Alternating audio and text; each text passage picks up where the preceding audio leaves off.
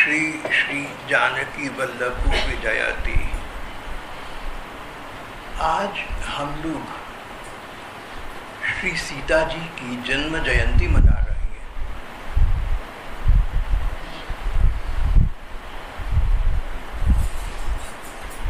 श्री सीता जी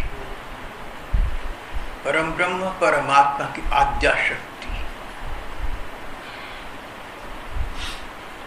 शक्ति और शक्तिवान एक ही है, जैसे सूर्य और धूप एक ही बात है।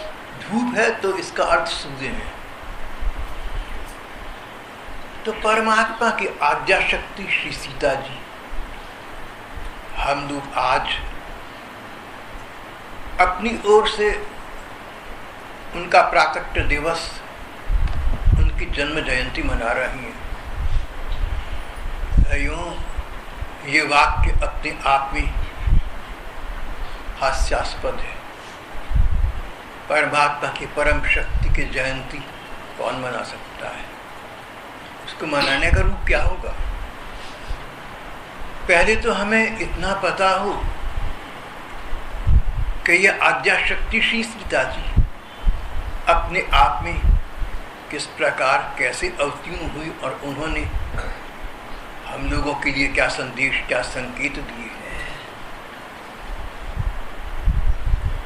भगवान के अवतार तो अनेक होते हैं। भगवान के आद्या शक्ति श्री राधा जी का भी अवतार हुआ। सीता जी का अवतार तो पहले हो गया। सीताराम जी की कथा त्रेता युग की कथा है। बाद में द्वापर युग आया। द्वापर के अंत में श्री राधा कृष्ण अवतीर्ण हुए थे। श्री राधा कृष्ण को अवतीर्ण हुए, या ये कहिए कि कलयुग का आगमन हुए लगभग 5200 वर्ष हो चुके हैं। अगर किसी प्रकार से हम 5200 वर्ष से पुराने हिंदुस्तान में पहुंच जाए तो हम श्री कृष्ण के समसामयिक होंगे और हम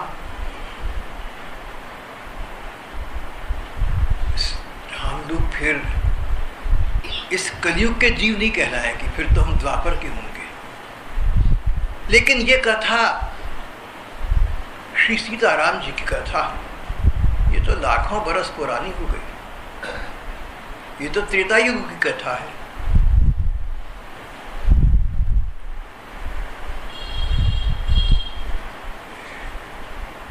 अपने अवतारी काल में भी, अवतार लेने पर भी श्री सीता जी ने किसी माता पिता से जन्म ग्रहण नहीं किया।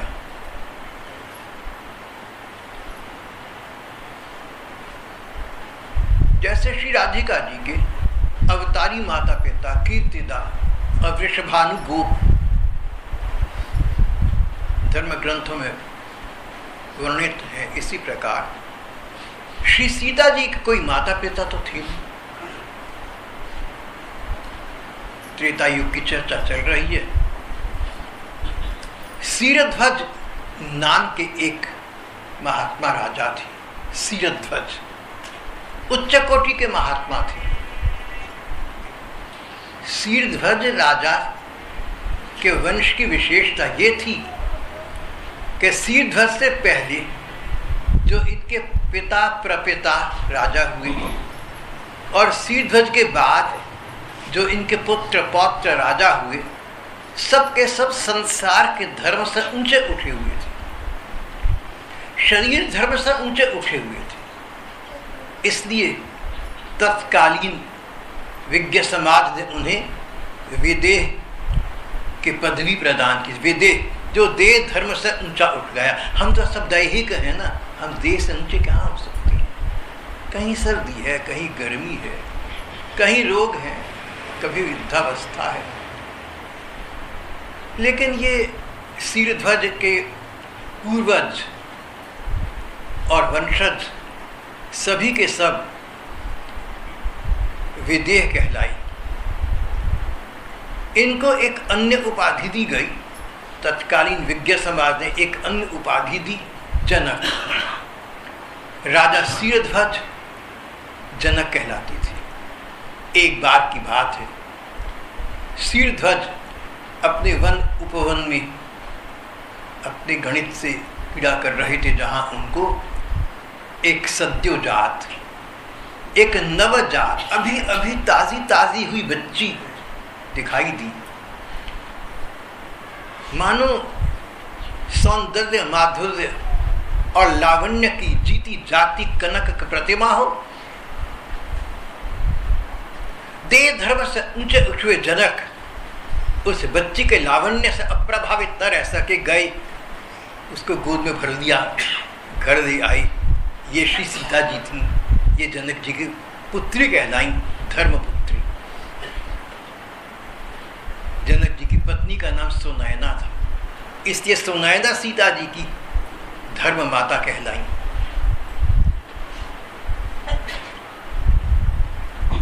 तो सुनैना और जनक की संतान श्री सीता जी थी, ऐसा तो नहीं है। सीता जी उन्हें पाई, उन्हें कहीं से पड़ी मिली, अबोध नन्ही बच्ची थी।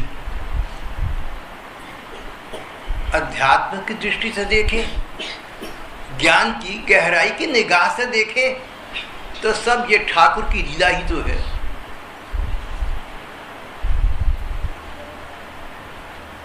जहां सूर्य होगा वहां धूप कैसे न होगी, चंद्रमा होगा तो ज्योत्सना, चांदनी भी होगी। इसी प्रकार जहां परमात्मा साकार रूप ग्रहण करेंगे, वहां उन परमात्मा की आद्या शक्ति भी तो साकार रूप ग्रहण करेंगी। ये दो एक दूसरे से विलग तो हो नहीं सकते। तो श्री राम जी अवतार ले रहे हैं, तो उनकी आद्या शक्ति सीता जी भी अवतार ग्रहण कर रहे हैं।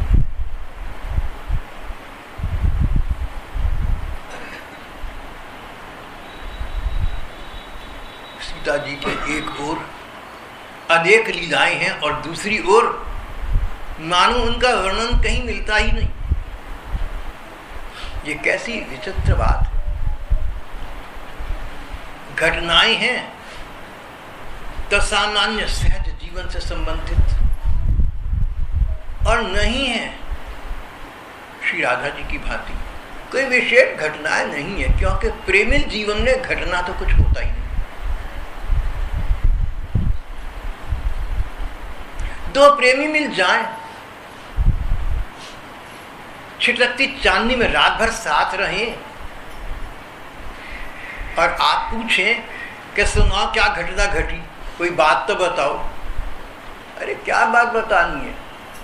जहां स्नेह का साम्राज्य है, जहां प्रेम का प्राकट्य है, वहां तो मनों की, हृदयों की प्रतीति और सन्निधि हुआ करती है। वहां कोई घटना नहीं घटा करती। क्या आपके टेलीविजन और रेडियो वाले जाएं और कैमरे से फोटो खींचकर फ्लैश करें। प्रेम के साम्राज्य में क्या घटेगा?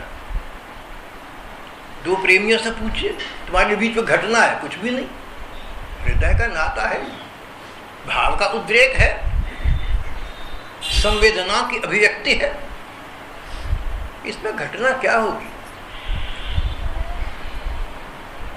कम से कम जो मुझे समझ में आता है, मैं ये नहीं कह सकता कि जो मैं कहता हूँ ये अंतिम वाक्य है, ऐसा तो नहीं हो सकता। लेकिन जो मुझे समझ आता है अपनी बुद्धि के अनुसार आप लोगों को एक समक्ष वो बात में निसंकोच कह देता हूँ। जहाँ स्नेह का साम्राज्य है, जहाँ प्रेम का प्राकट्य है, वहाँ उसकी अभिव्यक्ति घटनात्मक नहीं हुआ करती, ऐसे मेरे मन को लगता है। और श्री सीता जी प्रेम की प्रतिमूर्ति,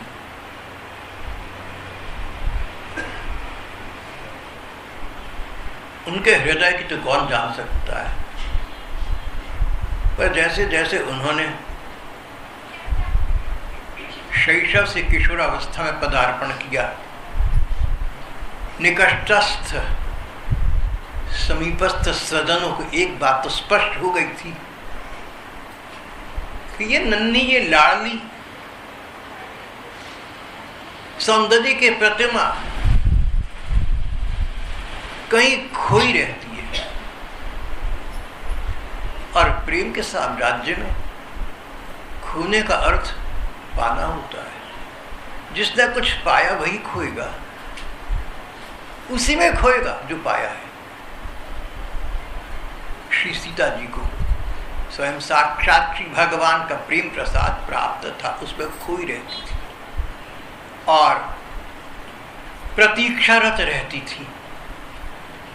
आंखें अन्वेषण करती, हृदय प्रतीक्षा करता उस सुदिन की, उस सुयोग की, उस सुंदर सुअवसर की, उस सुसमय की, जब उन्हें अपने हृदय सम्राट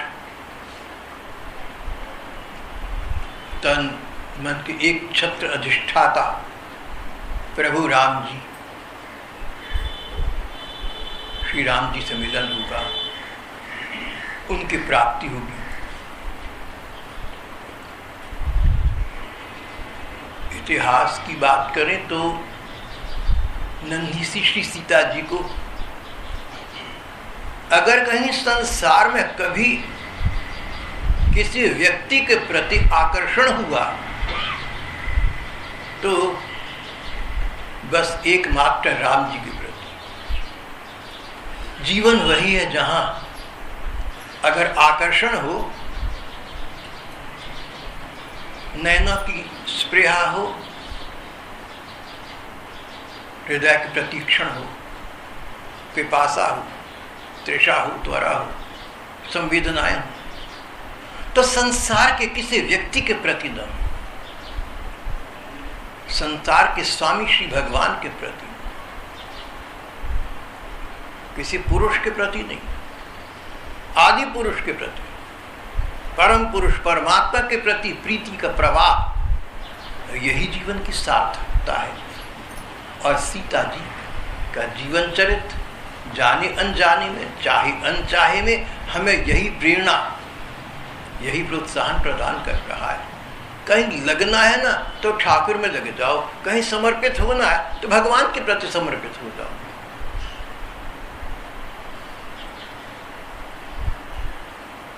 तन मन का समर्पण एकमात्र तन मन के एक छत्र जन्म जन्मांत के स्वामी श्री भगवान के प्रति होना चाहिए। श्री सीता जी का उद्भव हुआ और जो जो समय का अविरुद्ध प्रवाह आगे बढ़ा, श्री सीता जी का आकर्षण, उनके हृदय का एकमात्र आकर्षण प्रभु राम जी के प्रति रहा।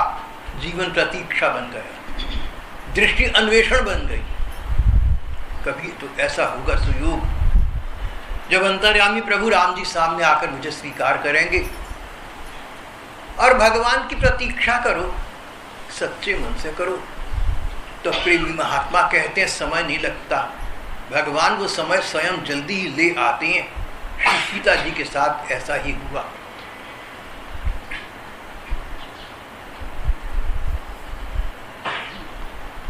स्वयं भगवान साक्षात प्रभु राम जी आए और उन्होंने अपने पराक्रम का,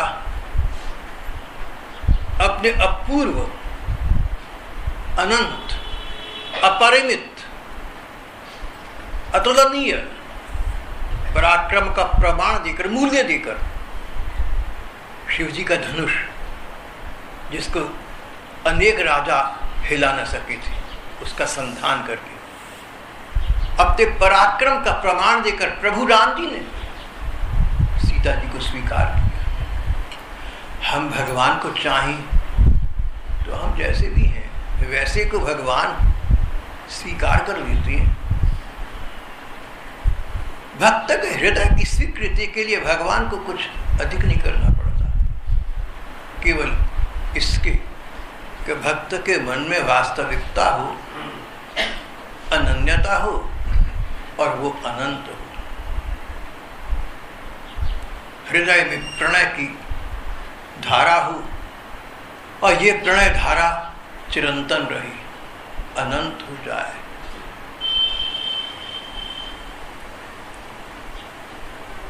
सीता जी ने स्वयं कुछ किया नहीं किया कौन कह सकता है, पर उनके प्रारंभिक कौमार्य में प्रभु राम जी का उनके लिए प्रयत्न करके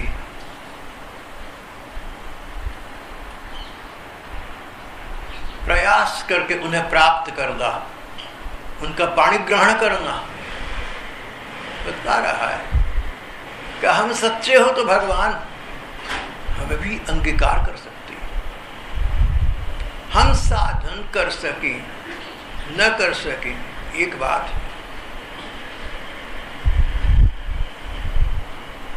साधना कर सके न कर सके एक बात, पर साध हो हृदय में तो न साधना की अनिवार्यता रहती है न साधन की अनिवार्यता रहती है।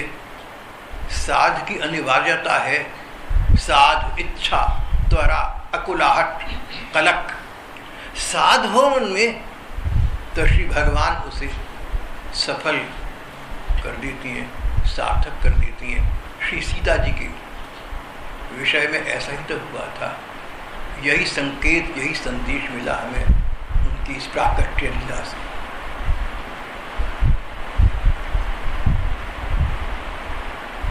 और जब राम जी का वन गमन हुआ,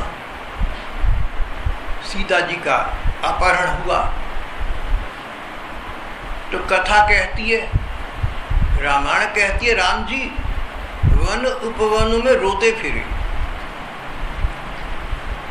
ये बात अपने आप में विचित्र पर वास्तविक है। पहली बात, परमात्मा क्या रोया करता है? परमात्मा का तो न रोना है न हंसना है, वो तो सम है। तो परमात्मा के लिए हंसना क्या और रोना क्या? लेकिन जो परमात्मा समदर्शी है, समभाव से रहती है, सुख दुख से परे है, शरीर और संसार की मर्यादाओं से बहुत परे है, वे भगवान भक्त वत्सल भी तो हैं।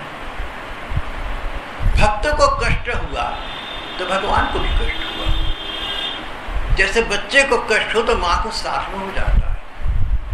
भगवान तो परम पिता है, परम माता है, परम प्रियतम है, परम पुरुष है, परम प्रेमी है, परम पति है। तो संनातन में जो परम है, उन परमेश्वर को हमारे कष्ट में कष्ट हो, इसमें कौन से आश्चर्य की बात है।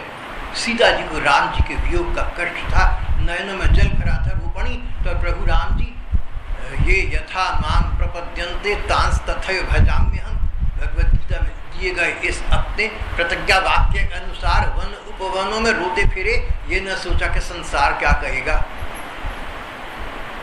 संसार तो अपने अनुभव से, संसार तो अपनी दृष्टि से देखता सुनता है भाई।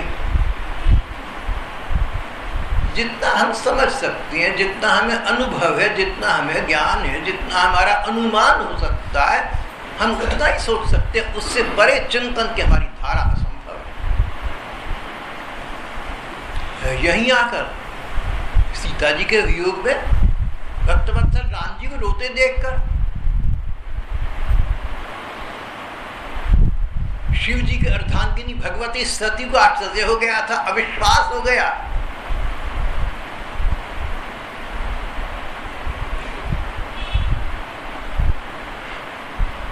बाद में श्री शिव जी ने उनको तत्व का बोध कराया, राम जी की लीला कथाएं सुनाई। नाटक वही है जिसमें आप जो पात्र बने हैं वही लगे। अगर स्वांग रचना है आपने, तो जिसका स्वांग रचना है लोग आपको वही मान बैठे। ऐसा स्वांग रचे आप तो आप सफल अभिनेता हैं। भगवान से अधिक सफल अभिनेता उनके इस विश्व प्रपंच में कौन होगा? जब जैसी लीला करते हैं, जब जैसा स्वांग रचते हैं, तो उनके अपने निजन भी तो विमोहित हो जाते हैं कि हमारे सर्वसमर्थ परमात्मा, बोला ऐसा कैसा हो सकती है। यही तो भगवान की भगवत्ता है कि वो जहाँ है परिपूर्ण है। नाटक खेल रहे हैं तो उस पर अभिनय कला में परिपूर्ण है। स्वांग रच रहे हैं तो स्वांग रचने में परिपूर्ण है। परिपूर्णता ही परमात्मा का एक लक्षण है। पूर्णमदः पूर्णमिदं पूर्णात् पूर्णमुदच्यते पूर्णस्य पूर्णमादाय पूर्णमेवावशिष्यते। एकमात्र परिपूर्ण तत्व परमात्मा ही तो है। श्री सीता जी ने राम जी के प्रति, भगवान के प्रति अपने तन मन का समर्पण किया और इसके अतिरिक्त संसार का उन्हें बोध नहीं था। वर्ण किया तो भगवान का, मानो पूरी नारी जाति के लिए श्री सीता जी एक भूषण बन गई, एक आदर्श बन गई। और नारी जाति क्यों, सारी मानव जाति के लिए एक आदर्श बन गई। उनके जीवन की धारा से मिलती जुलती बात हमारी भक्तिमती मीरा जी ने तो 400-500 वर्ष पहले बहुत बात भी कही थी। वर वर यो गोपाल जी हर चुड़ अमर हो जाए। ऐसे वर को का वर जो जन्मे और मर जाए।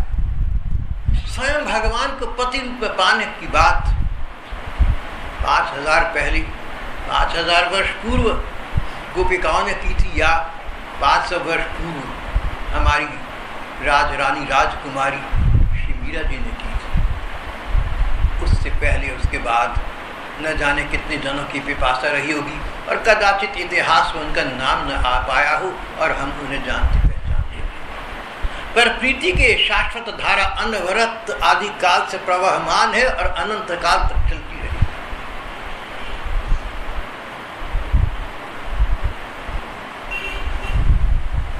सीता राम जी का विवाह हुआ और साहित्य की दृष्टि से, समाज की दृष्टि से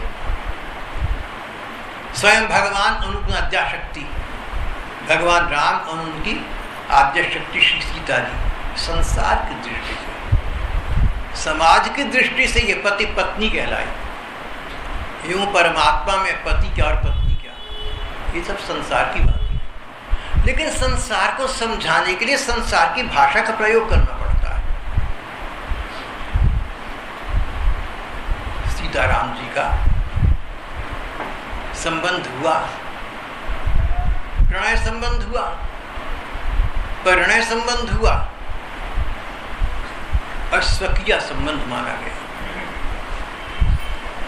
साहित्य में नायक नायिका के दो भेद बताए गए हैं। स्वकीय पति पत्नी का नाता जो समाज से संपुष्ट है, और दूसरा परकीय नायक नायिका का प्रीति संबंध जो समाज की सीमाओं से परे है। दोनों के बस मन की बात है। सीता जी का और राम जी का तो स्वकीय संबंध हो गया। स्वकीय संबंध में कर्तव्य और अधिकार दोनों का क्षेत्र होता है। पत्नी के प्रति पति के कुछ कर्तव्य हैं, पति के प्रति पत्नी के कुछ कर्तव्य हैं। एक के कर्तव्य दूसरे के अधिकार हैं। एक दूसरे के प्रति कर्तव्य और अधिकारों का समन्वय, इसी का नाम तो स्वकीय संबंध है। सीता राम जी का स्वकीय संबंध है, पति पत्नी संबंध है। यहाँ एक विचित्र बात देखने में आती है। लाख प्रयत्न करने पर भी मर्यादा पुरुषोत्तम पति के कर्तव्यों की रक्षा तो न कर सके। पति का कर्तव्य, पत्नी का संरक्षण, सीता जी का अपहरण हो गया। देखिए, सर्वसमर्थ परमात्मा, मर्यादा पुरुषोत्तम, कैसा है विधि का विधान, कैसा है काल का क्रम, कैसी है समय की महिमा, अचिंत्य, चिंतन की परिधि में आनी समाती। परमात्मा आए, सर्वसमर्थ भगवान, और मर्यादा पुरुषोत्तम के रूप में आए और अपनी पत्नी का संरक्षण न कर सके, उसका अपहरण हो गया। यहाँ बात समाप्त हो जाए तो एक बात थी, लेकिन समाप्त तो बात नहीं होती। लंका विजय के पश्चात सीता जी को दोबारा वनवास में जाना पड़ा, जहां उनके 2 पुत्र हुए, लव और कुश। पत्नी के प्रति पति का इतना कर्तव्य है कि संतान का संरक्षण करे, पालन पोषण करे। यहां तो ये भी न हुआ। लव कुश का पोषण करना था केवल सीता जी ने। सीता जी वाल्मीकि ऋषि के आश्रम में एक वन में पड़ी हुई, राम जी अयोध्या में थे। तस्व किया के कर्तव्यों के पालन की बात तो दूर, श्री सीता जी ने अधिकार की बात भी नहीं की। इस विषय में मौन रही, शांत रही। पर मनुष्य अपने स्वभाव से बहुत कुछ करता सोचता है। मनुष्य अपने अनुभव से बहुत से लाभ उठा लेता है। सुख और दुख के संयोग का नाम ही जीवन और संसार है। साधारण लोग कष्ट आने पर इतना कष्टग्रस्त हो जाते हैं कि अपने जीवन को कष्टमय ही बना लेते हैं। असाधारण लोग वे गिने चुने सौभाग्यशाली लोग हैं जो कष्ट आने पर सोच सके कि यही कष्ट अगर दूसरों के जीवन में आए तो उनको कितना कष्ट होगा, ये जानने के लिए मुझे कष्ट मिले। अगर हमारे जीवन में कोई कष्ट आ जाए और हम ये समझ लें कि ये कष्ट हमारे जीवन में न आया होता और दूसरों के जीवन में यही कष्ट आया होता, हम समझ ना पाते।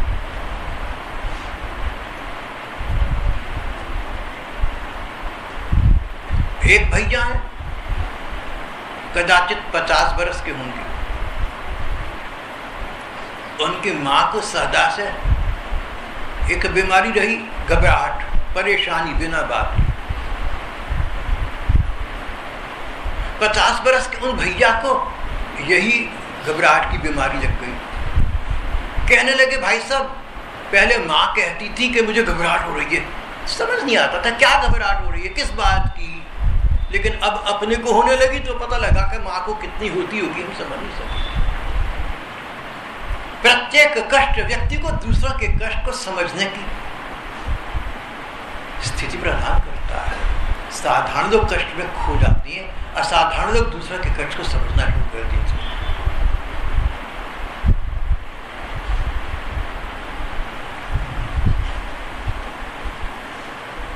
मैंने अपने जीवन में अपने को असाधारण तो कहीं नहीं पाया, लेकिन एक बात प्रसंगवश कहूंगा।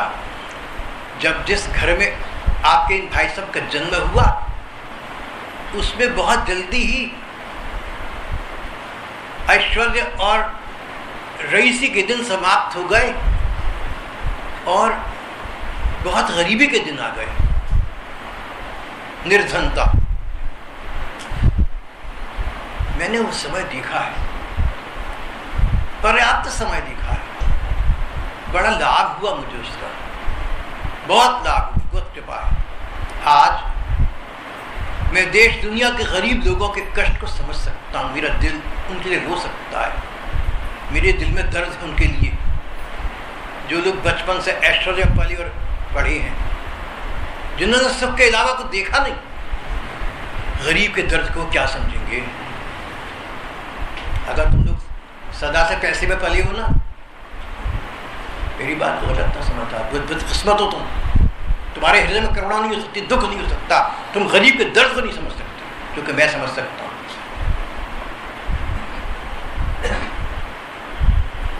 बरसों पुरानी बात है, कोई बात चली, मैंने कहा कि भैया आपने को 2 लोटे पानी चाहिए नहाने के लिए, 1 सप्ताह में 1 बार नहाते हैं अधिक से अधिक। कोई बहन बोली कि हमें तो नहीं भाई, हमें तो बहुत पानी चाहिए। मेरा दिल रो पड़ा था, क्योंकि मुझे मेरे आंखों के सामने, मेरी मन की आंखों के सामने गांव की आधे कपड़े पहनी उन औरतों की तस्वीर आ गई, जिनकी गोद में बच्चा लटक रहा है और सिर पर पानी का घड़ा मिल नहीं रहा। 2-2 घंटे गांव में खड़ी रहती धूप के अंदर। उनके चेहरे मेरे सामने आए। मेरी वो माँ है, मेरी बहन है, मेरी बच्ची है। मेरा दिल रो पड़ा अच्छा, पढ़े लिखे लोग कहते हैं हम तो आराम से नहाते हैं जी। ठीक है, आप लोग पैसे में पले हैं, आराम से नहाएंगे, आपको किसी के दर्द का क्या पता है। भगवान की बड़ी कृपा रही मुझ पर, मैंने एग्जैक्ट पॉवर्टी, अति निर्धनता की जिंदगी की।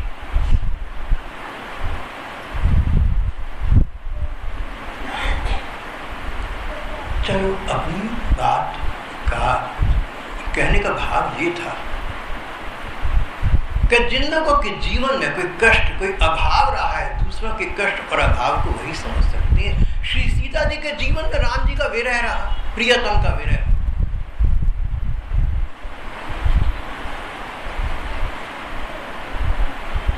Absence of those we love is the most excruciating pain. Absence of those whom we love is the most excruciating pain. सबसे प्रचंड कष्ट कौन सा है? जिसको हम प्राणपण से चाहते हो, उसकी अनुपस्थिति, उसका सामने ना हो, उसका मिल ना हो।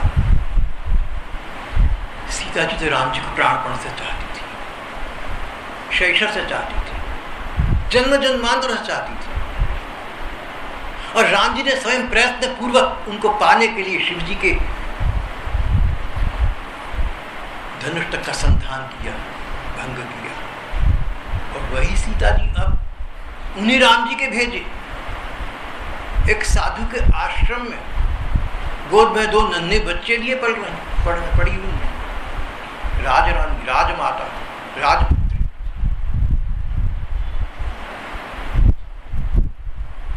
सीता जी के विषय में आता है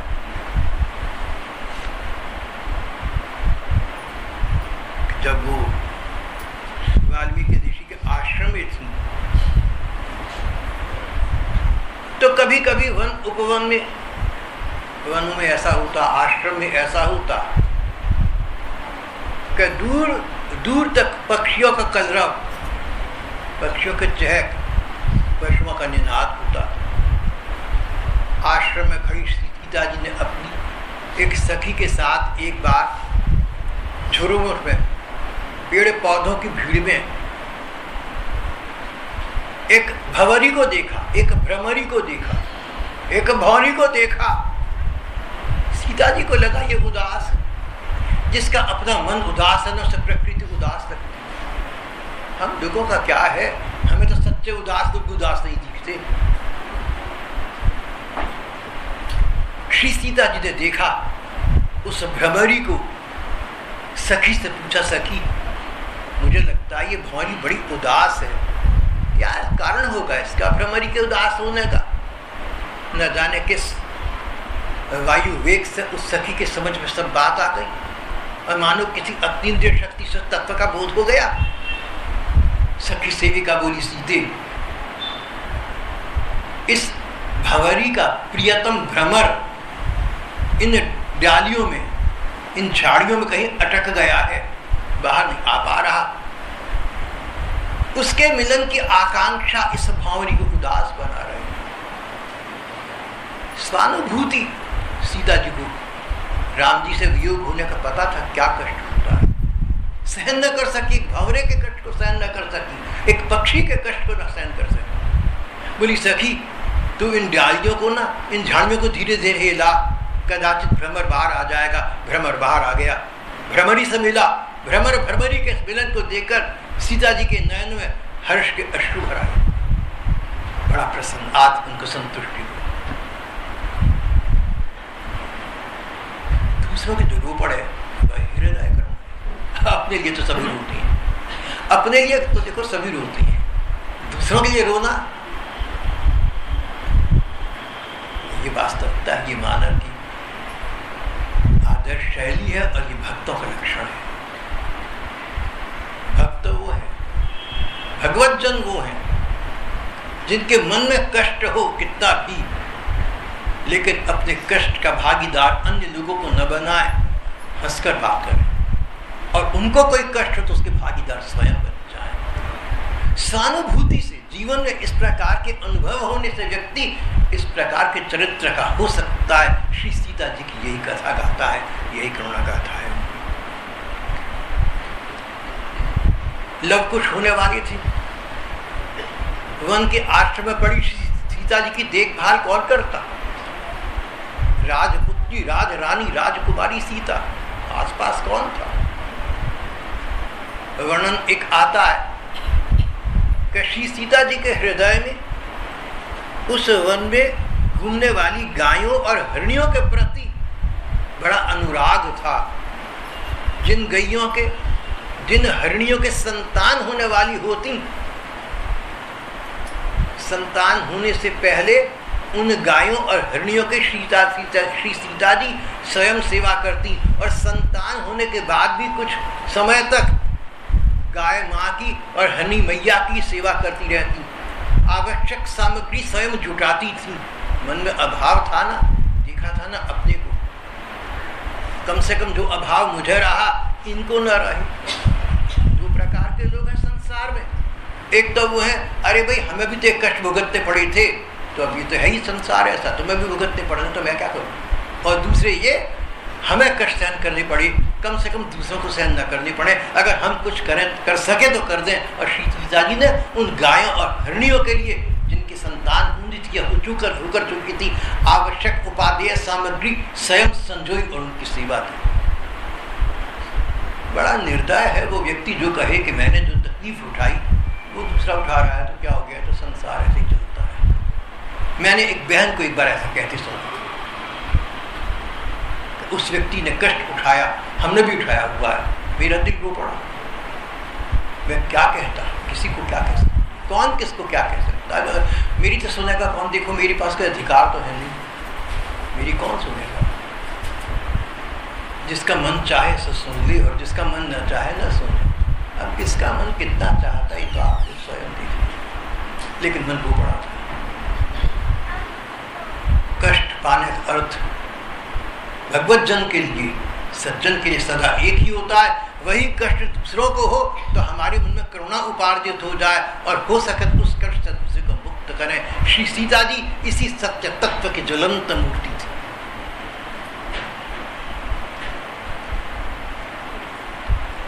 एक कथा और भी आती है। अशोक वाटिका में सीता जी को राक्षसियों ने रावण के कहने से बहुत सताया था, डरावनी भूत बनाकर धमकाया था। लक्ष्मण जी ने, हनुमान जी ने इस दृश्य स्वयं देखा था। लंका विजय के पश्चात श्री हनुमान जी सीधे सीता माता के पास अशोक वाटिका में पहुंचे। बोले, मां मैं तुम्हारे पास नहीं, इन राक्षसियों को दंडित करने आया, अब इनको चखाऊंगा मजा। तो इन्होंने तुम्हें कष्ट दिया था। सीता जी के नयन में करुणा का जल भराया। बोले, बेटे हनुमान ऐसी बातें नहीं किया करती, ये बेचारी राक्षसी है। They were merely working under orders from the superiors. ये तो रावण की आज्ञा के अनुसार, पेट पालन के लिए, दो रोटी के लिए अपनी बुद्धि के अनुसार कर रही थी। ये क्या करती बेचारी, राक्षसियां निर्दय होती हैं। सीता जी की वार्ता सुनकर उनके नयनों में सीता जी के प्रति कृतज्ञता का जल भराया, और हनुमान जी देखते रह गए। जैसा सीता माता को मैंने सोचा था, ये तो उससे भी कहीं अधिक महान है।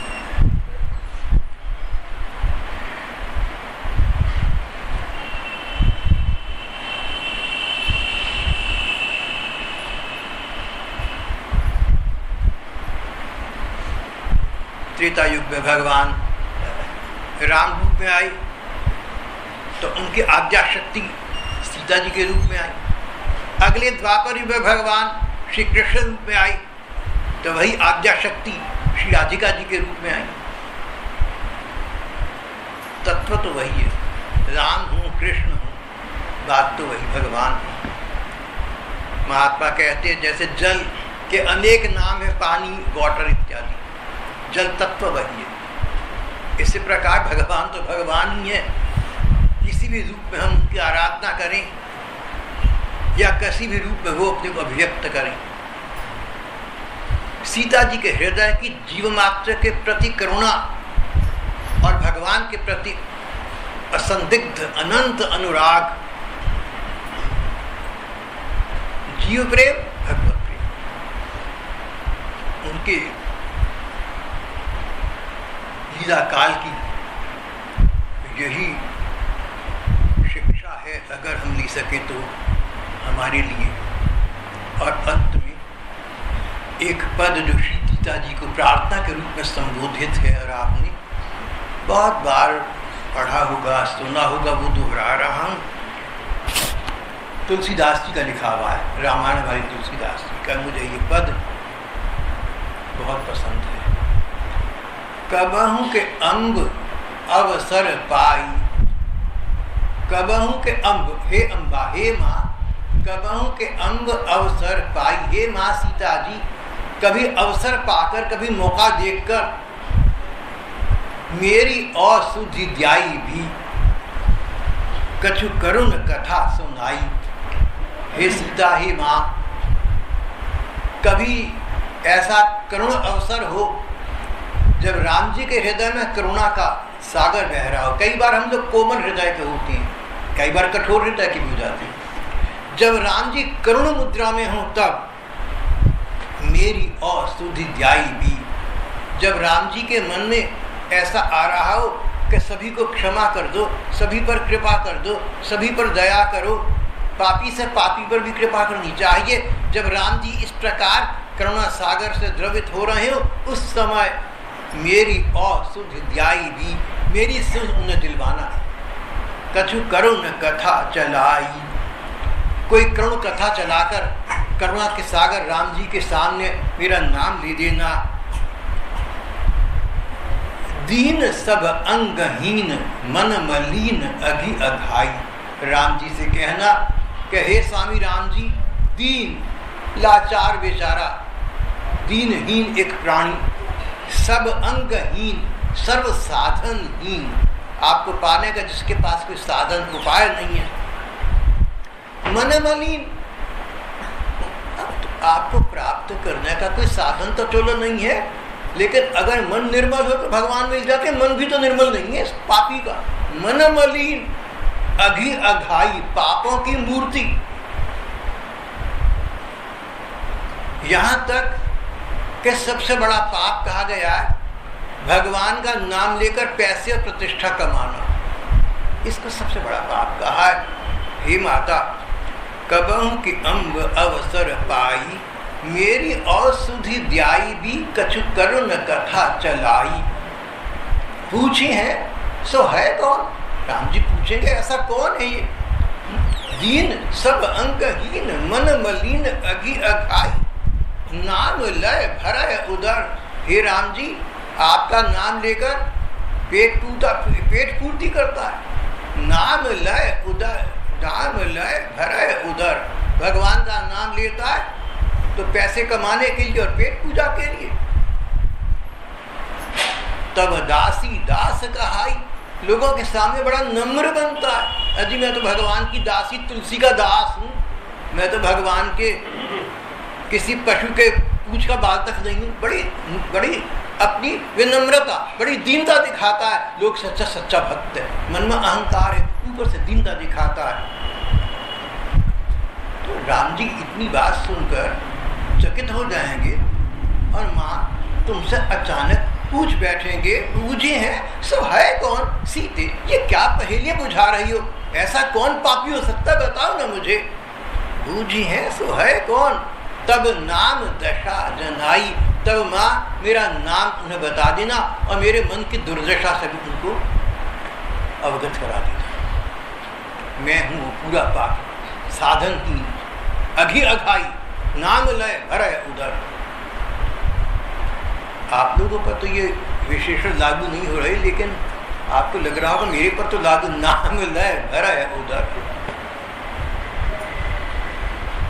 तो यहाँ पर एक बात भी कहूँगा। एक बार मेरे पास किसी ने एक डायरी दी, उसके पहले पन्ने पर मैंने लिख दिया नाम लय भरय उदर। भगवान तुम्हारा नाम लेता हूँ इसलिए कि पेट पूजा के लोगों से रोटी मिले। एक बूढ़े महात्मा ने मेरी डायरी खोलकर देखी तो हंसने लगे, बोले ये क्या लिखा है? मैंने दीनता की मूर्ति बन के कहा कि जी ठीक ही बात है, बेटे अंदर प्रेम नहीं है भगवान का, नाम लय भरय उदर। हंसने लगे, बोले नाम लेते तो मैंने कभी देखा नहीं, तू सिर्फ उदर पूर्ति करता है। आज तक उनकी वाणी की सत्यता का मैं निर्देशन कर रहा हूँ और मैं आपसे कहता भी उनके नाम जप इत्यादि में नहीं कर। नाम लय भर उदर, तब दासी दास कहाई। जब माता राम जी को तुम मेरी दुर्दशा का वर्णन करोगी और वो करुणा के मूड में होंगे, सुनत राम कृपाल के मेरी बिगड़ियो बन जाई।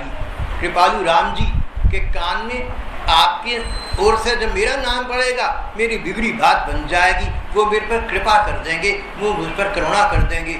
जैसे कोई राजा रईस किसी कुत्ते को कीचड़ में पड़ा देखे तो अपनी आप उठाकर रथ में बिठाकर घर ले जाता है, उसमें ज़्यादा धुलाता है और खाने खिलाता है। इस प्रकार प्रभु राम जी आपके मुंह से मेरी दुर्दशा सुनेंगी तो मुझे अपने तो राम जी मुझे अपनी कृपा दृष्टि में अपना लेंगी। सुनत राम कृपाल के मेरी बिगड़ी और बन जाई। पद के अंत में दो पंक्तियाँ और हैं जिनमें कहा है, श्री तुलसीदास जी की पंक्ति है, उन्होंने कहा है माँ अगर तुम ये पूछो कि मेरी तुम मेरे पर इतनी कृपा क्यों करो, तो मैं कहूँगा इसलिए कि अगर आपने राम जी से मेरी दुर्दशा का वर्णन किया, मेरी बिगड़ी और बन जाई, मेरी बिगड़ी बात बन गई, तो मैं राम जी के सब जगह गुण गाता फिरूंगा। देखो राम जी कितने करुणालु हैं, कितने कृपालु हैं, कितने अनाथ नाथ हैं, कितने दिनों के राम जी के गुण गाता फिरूंगा। हे सीता माता, आपको तो इनाम मिल गया ना, आप यही चाहती हैं कि राम जी का गुणगान कोई करे, तो मैं आपका सेवक आपके राम जी का गुणगान करता फिरूंगा, बदले में इतना कह सकता। यानी मेरा पूरा जीवन प्रभु राम जी के प्रति समर्पित हो जाएगा। और जगन माता, हर माँ यही चाहती कि बच्चे को ठीक स्थान मिल जाए। समय हो गया तो ये आज का इसको बहुत जल्दी लेती है। अभी मेरा वाक्य पूरे श्री कृष्ण कर चुकी है। इसको मैं कोई काम बताता हूँ ना, आधा बताता हूँ तो ये पूरा काम पहले कर चुकी होती है। अगर मैं ये कहूँ ना, मैंने कहा राणा जरा अरुणिमा वो सोच रहा था कि हाँ जी ये कह के चाय, मैंने कहा ये तुझे किसने बोली, वो मैं बता रही थी, मैं सोच रही थी आपको शायद एकदम पहले ले आती, तो अभी भी मैंने ख़त्म नहीं करा श्री कृष्ण गोविंद। चलो अब करते हैं।